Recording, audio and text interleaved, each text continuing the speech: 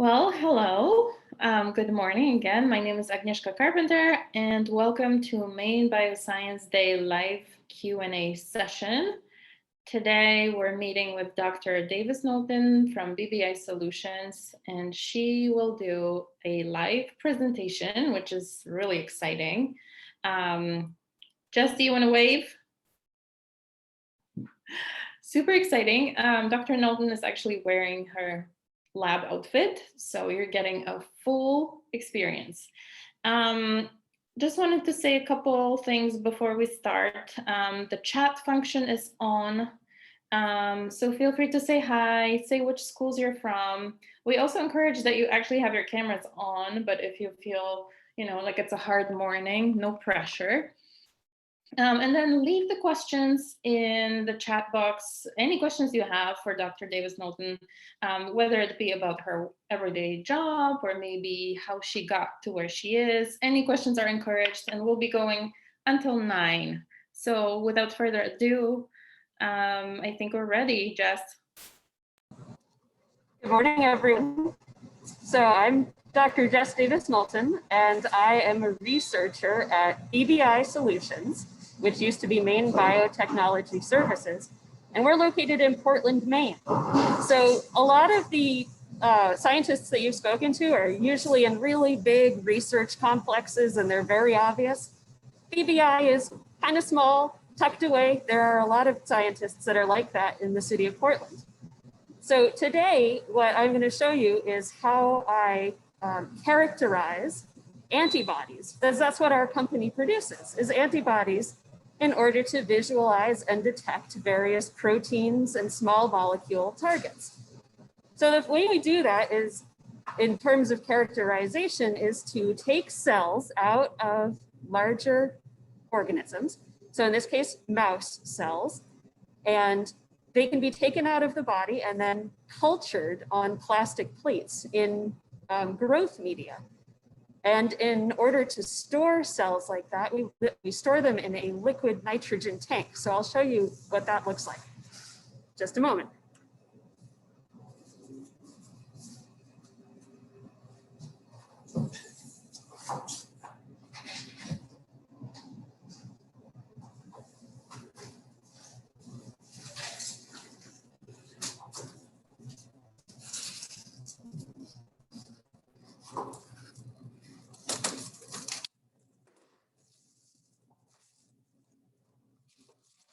So here is our rack of cells with lots of boxes. I know exactly which ones I'm pulling out, so I'll go ahead and pull those out.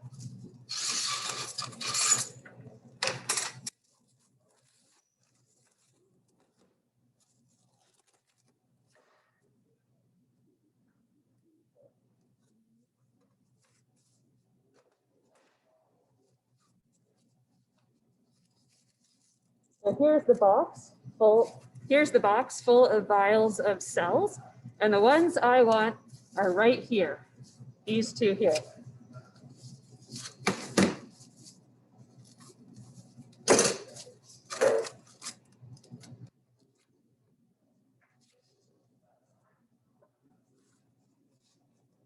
Now I need to put everything away so it doesn't thaw out.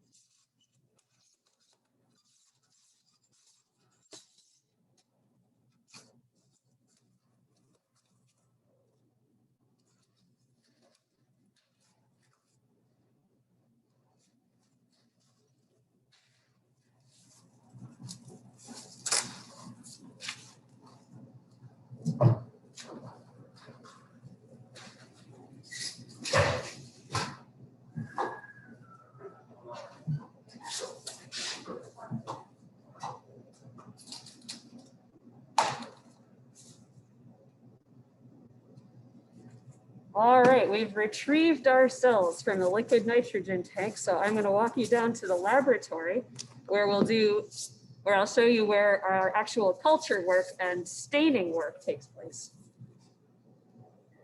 So Dr. Knowlton, how cold is liquid nitrogen? So our liquid nitrogen tank is minus 146 degrees Celsius. So I saw you had a special glove on.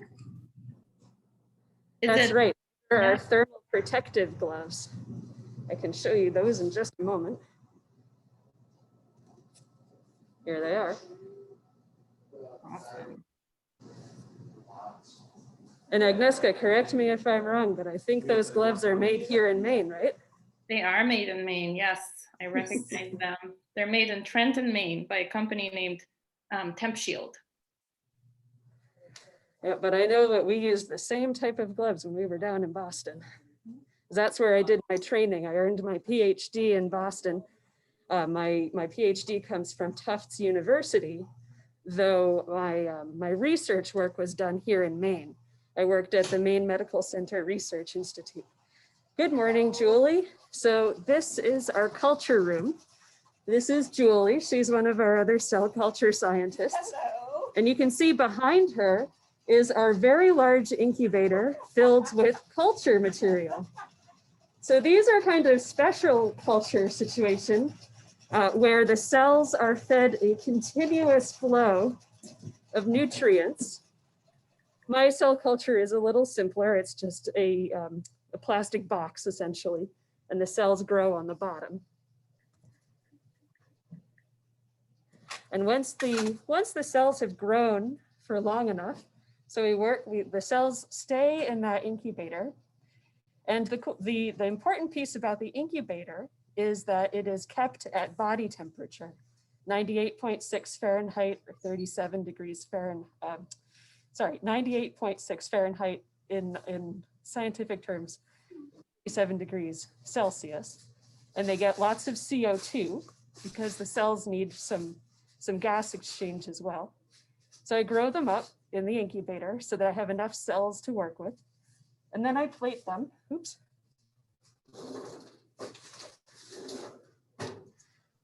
On a tissue culture plate like this. And what's special about this is that I can have 96 wells of cells, and I can test 96 different antibodies at the same time. So let me show you what the staining process sort of looks like for that.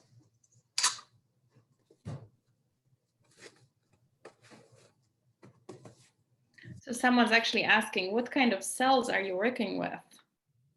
So the cells that I'm working with most recently are called CHO cells, and these are Chinese hamster ovary cells. They're a nice cell because they stick to the bottom of the plate. We also work with cells that like to stay in suspension in liquid, and they look very different when you look at them on the microscope. One moment.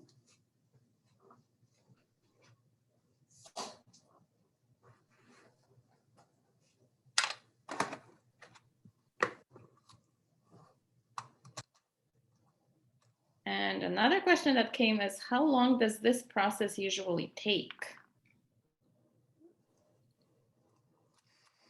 So the staining process when you culture your cells, that can take several weeks to get them from being in frozen vials. They're really cold, they're in stasis. You need to get them to grow up, and that can take a week or so. But the staining process itself is just a half a day or so. And when you're doing your staining process, you're doing it, for me, for 96 different reagents at once. And eventually I'll be doing it for 395, sometimes up to 2,000 reagents at once. And those staining days will take a lot longer. So I wanted to show you this. This is really kind of a cool instrument. It's a pipette, just like you may have seen in your science classes. It's a little bit like an eyedropper, only much more technically advanced because it's very, very accurate and it can do multiple channels at once. So I'm going to put water on 8 different cells at once.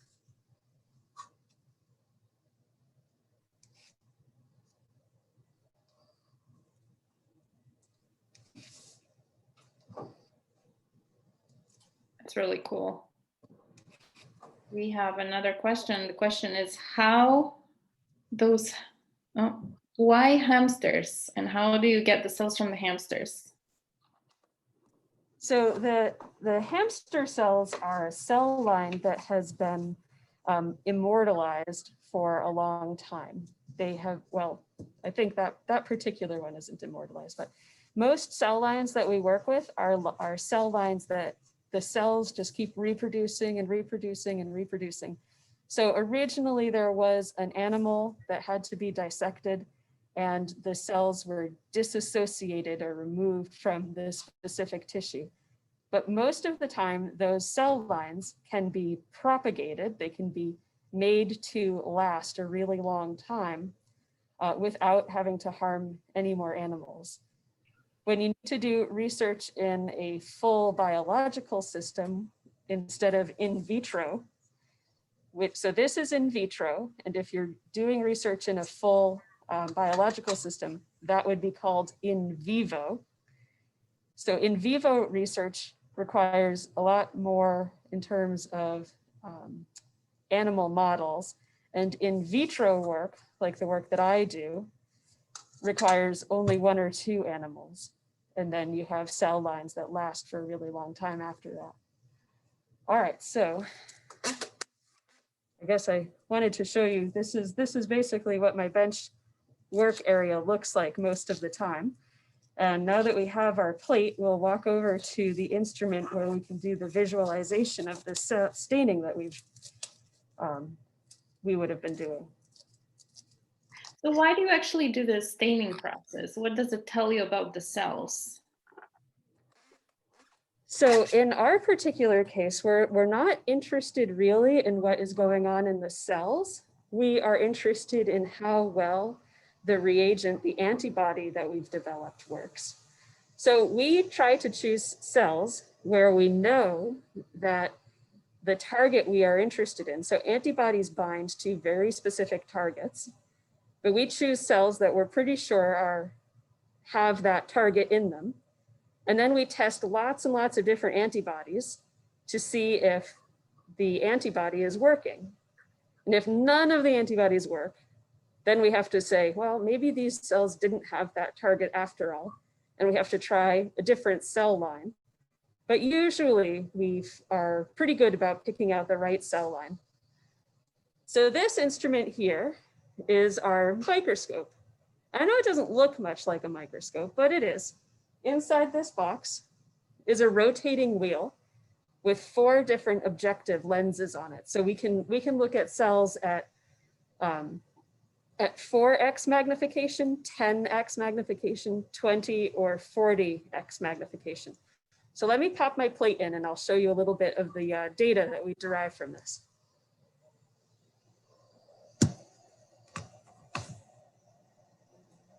Good morning.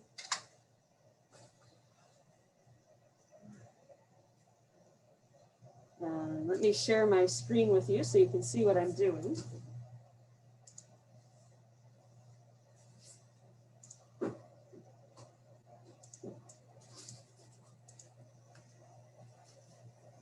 All right, can you guys see a screen with lots of green boxes? Yes. All right, so these are data that we've already collected. But when I load my plate, the first thing I would do is come over to the instrument control and say that I want my plate to be brought inside the instrument. And I say it's a 96 well plate and the lid is not on there right now. So then I'll hit carrier in. And then up here at the top, we have a protocol.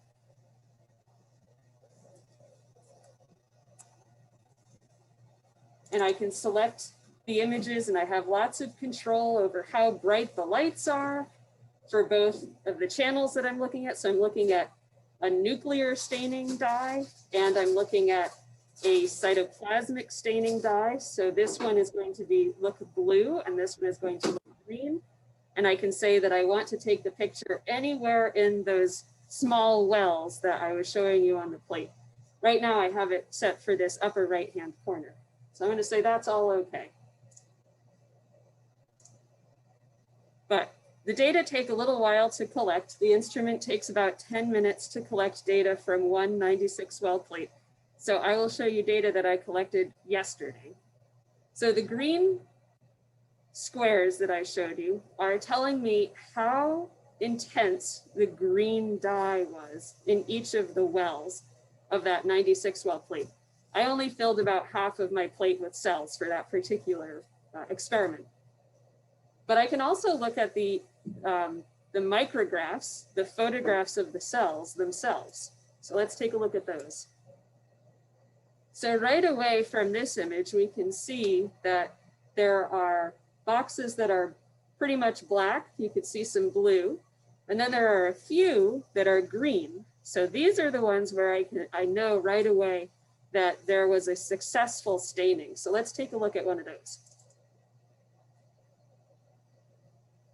All right, so here's the larger view of these cells. And we can see in green, the cytoplasmic stain. So this is an antibody that detects the skeletal structure within the cell. It's called beta-actin protein. And it's also showing in blue the nuclei of these cells. And I can toggle, I can say, I want to look at just the cytoskeletal, and I can turn off the blue stain. Or I can say, well, I just want to look at the nuclei, and I can turn off the green. And this is a really good image for being able to count how many cells I have. And then when I have them both together, I can say, well, how many cells have both the nuclei and green staining? In this particular example, all of my cells stained green. So that's good for this antibody. But we could have had a stain where only maybe 70% of the cells stained, or maybe only 15% of the cells stained. But having both of those channels available, both the green and the blue, means that I can see how many cells were present by looking at the nuclei and how many of them were successfully stained by looking at the green. All right, I am going to stop sharing this so we can walk over to somewhere where it's quieter and you can ask some questions. Great, thank you so much for this. The first question that would be great to answer is, why is it important to know why the cells have both types of staining? So the first one, that blue stain, is a nuclear stain that every cell will pick up, even if it's not expressing our protein of interest. In this particular assay, beta-actin, that green, was the protein we were particularly interested in. The blue stain is important because it tells us how many cells there were on the plate total. And then the green stain is important because we want to tell our customers who are buying our antibodies that yes, the antibody is able to detect the protein that they're interested in this case, beta-actin. If it turns out that we see lots of blue, we know that there were cells on the plate, but we don't see any green, we're pretty confident that the antibody was not working, because we know from one well, that one well that I showed you the large image of, that the beta-actin is in all of these cells. So if we don't see it with one antibody and we do see it with another, then we know that the first antibody that we didn't see any green staining, that antibody doesn't work. And the antibody where we do see some green staining, we know that that antibody does work. Mm-hmm. That's when you're setting up an experiment, it's really nice to be able to have both a negative control, so one where you know there shouldn't be any staining, and a control where you know that there should definitely be staining, and that would be your positive control. That way, you, with all of your reagents that you don't know how well they work, you'll be able to have something to compare to.